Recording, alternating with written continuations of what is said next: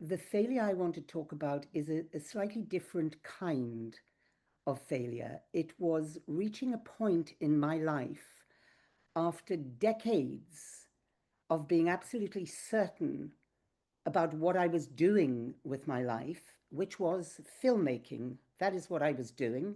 I was doing it successfully. I was doing it with all of my passion. And I then went to make what turned out to be the very last film I shall ever make. And it was a film set in India. It was a documentary, and it was based on the gang rape and murder of Jyoti Singh, whom they called Nirbhaya, the fearless one, and several other um, names. And I went to India to make this film, and as my feet hit the ground, I realized the absolute desert and waste of all the decades I had spent making films. Because I realized the failure of the medium I had given all of my time and my attention to. I realized that actually I was wasting my time spending the next 2 years, 2.5 years, as it turned out to be, making a film whose only achievement would be to create awareness. Do we really need more awareness, I thought, about gender-based violence? I'm making a campaigning film. What does that mean? Where's that going to take us? What difference is that going to make? And I felt such a colossal sense of the failure of all that I had applied my time to, my energies, my aspirations. And I just thought, forget about it. I'm packing my bags and I'm going straight home. And I was certain I was going to do that. And then suddenly in crept this obsessive thought, which became absolutely compulsive and obsessive.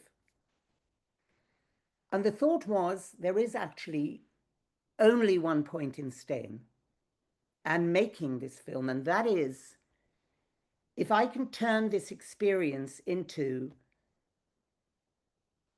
a quest to understand what kind of human beings do this to another human being, not to create more awareness, but to understand these perpetrators in order that we can change them, because if we don't, how on earth are we going to change them?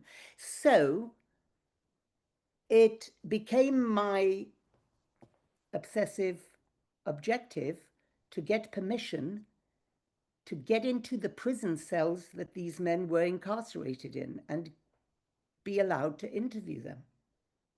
And I was so determined, fueled by the knowledge of those wasted years, as I now considered them to be, and that I had to do something meaningful, that I got the permission.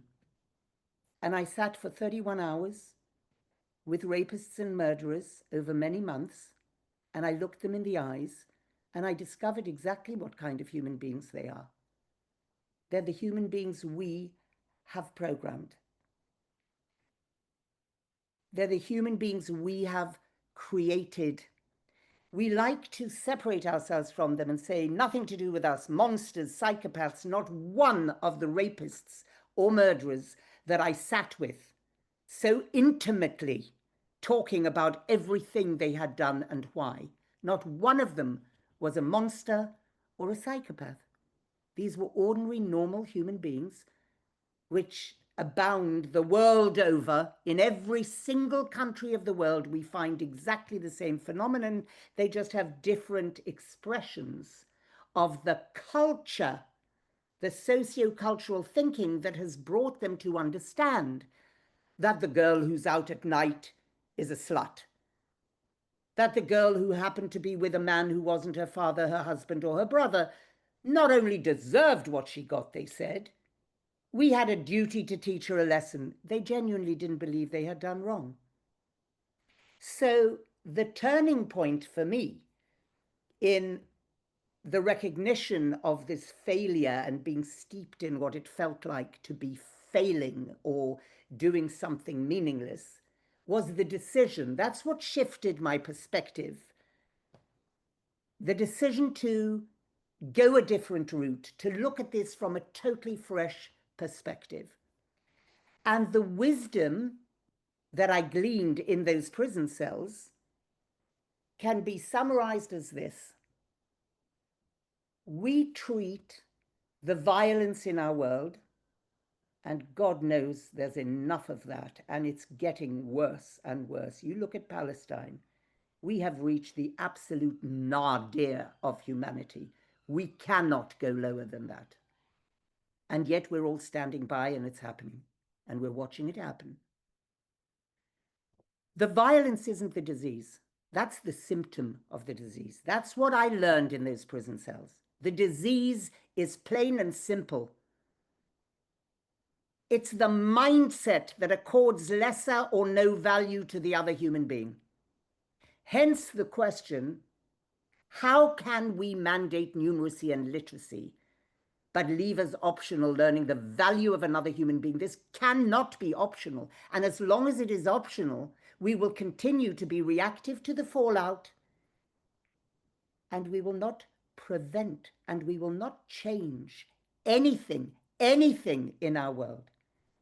And so how to operationalize this learning became a matter of bringing together experts, because I was none. I was a filmmaker. What did I know about how to educate? Of course, if you want to change mindset, you have to educate. It's the only way you can change mindset. The question became, what kind of education? And it became so very naturally because when I assumed that the lack of education of all the rapists and murderers I had sat with in Tihar jail, that the lack of education was in part responsible for their brutality, I had that notion completely turned on its head when I interviewed all the lawyers, who were for the most part worse than the rapists. So for all of their high access to education, the best education you can get, I came to realize that the education system we are peddling to our children the world over is broken. It's not fit for purpose. It's the Industrial Revolution model of education, which is all about filling factories in the Industrial Revolution, and now, same trajectory, take a child from the classroom into the labor market. So the learning was operationalized by creating a very tangible, detailed, granular program on 3 levels for 3-year-olds, for 4-year-olds, and for 5-year-olds. And we only work with 3 to 6-year-olds because we know that after 6, you cannot change mindset. You cannot. It's a neuroscientific fact. We can tinker, we can try and ameliorate, but to put a foundation in, you have to do it before the age of 6, because habitual ways of responding and emotion regulation, which are so engaged in discrimination and violence, stop at the age of 6. You are at 6 what you are at 80. And that is therefore what I did with that learning. It's what I do now with my every breath. We are now in 38 countries after 8 years, and in 12 of them at full saturation, having persuaded the ministries of education in these 12 countries to make this program social emotional learning for well-being, for psychosocial support, and critically for social justice, to make it compulsory alongside numeracy and literacy in the early years. That is what the failure fueled. Thank you.